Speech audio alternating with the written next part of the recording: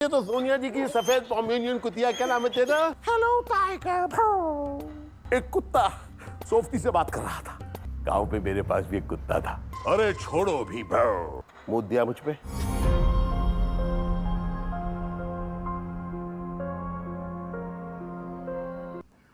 मैं बेटा सोनिया जी के बारे में सोच रहा था कि अचानक हुई।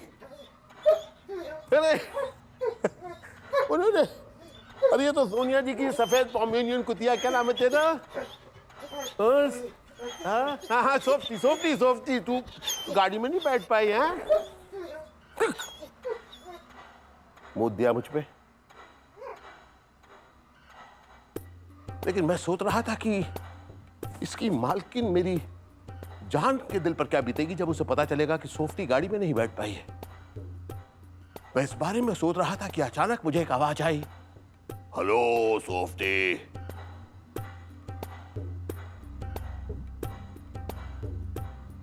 पलट कर देखा तो मेरी आंखों को विश्वास नहीं हुआ। एक कुत्ता सोफ्टी से बात कर रहा था। लेकिन आप हैरान मत होइएगा, ऐसा अक्सर देखा गया है कि जानवर एक दूसरे से बातें करते हैं। कुछ ही दिनों पहले चेंबूर में दो बकरियां मिमियाते हुए किराने के दुकान पे पहुंची और बोली, भैया जी वो जाकिर हुसैन वाली वहां था, चाय देना। मैं इस बारे में सोच रहा था कि इस बार सोफ्टी ने जवाब दिया, हेलो टाइगर भाऊ, कैसे हो तुम भाऊ? मेरी तबीयत कुछ खराब थी भाऊ। मैंने तुम्हें एक चिट्ठी भी लिखी भाऊ, मिली क्या भाऊ? भाऊ अब टाइगर ने जवाब दिया, अरे छोड़ो भी भाऊ, जाने भी दो भाऊ भाऊ।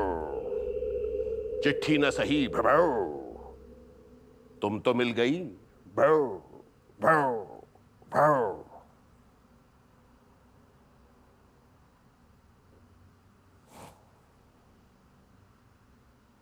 अब मैं हैरान हो गया था। देखिए, ये मैंने सुना था कि जानवर एक दूसरे से बात करते हैं, लेकिन चिट्ठी चिट्ठी लिखना तो कला है। बड़े बड़े लोग चिट्ठी लिखते हैं। जैसे जैसे जैसे दाढ़ी वाले रविंद्रनाथ ठाकुर लिखा करते थे अपनी विदेशी प्रेमिका को। जैसे जवाहरलाल नेहरू लिखा करते थे अपनी बेटी को जेल से। वैसे लिखता तो दुकानदार भी है, लेकिन उसकी लिखनी में ही बेईमानी होती है। आप निरमा की एक बट्टी लेते हैं, वो दो बट्टी लिख देता है। आप कहते हो, लाला जी हमने निरमा की एक बट्टी ली थी, आपने दो बट्टी लिख दी। बिना पलक झपकाए कह देता है, राव जी लड़के से गलती हो गई होगी, ऐठ क्यों रहे हो हैं?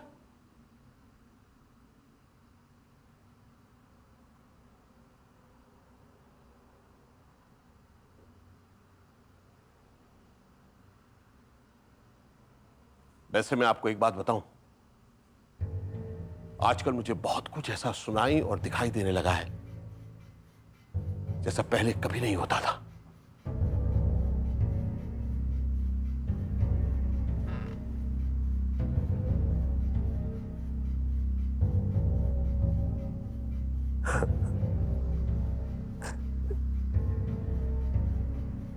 गांव पे मेरे पास भी एक कुत्ता था, मुझे बहुत प्यार करता था। मैं भी उससे बहुत प्यार करता था। मैं इतना प्यार करता था कि मेरी अम्मा ना मुझे अपने सामने बिठाकर खाना खिलाती थी। क्योंकि अम्मा को डर था कहीं मैं अपनी रोटी चुराकर गोका को न दे दूं। गोका, मेरे कुत्ते का नाम था गोका, क्योंकि उसका आधा मुंह गोरा और आधा मुंह काला था।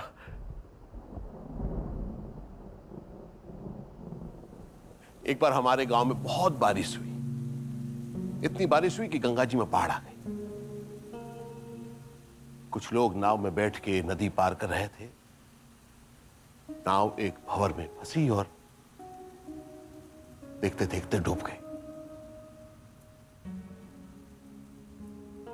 नाव में मेरे बापू भी थे। बापू की तो लाश भी नहीं मिली। अम्मा बहुत रोई थी, बहुत ज्यादा। 3-4 दिन हमारे घर में चूल्हा भी नहीं जला था।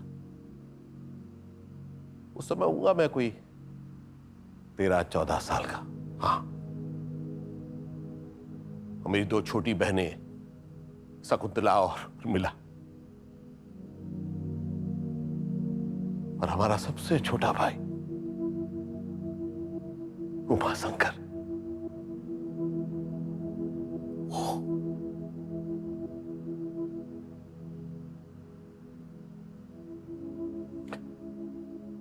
तहसीलदार साहब ने अम्मा को पिताजी के मरने का 50,000 रुपए मुआवजा भी दिया था।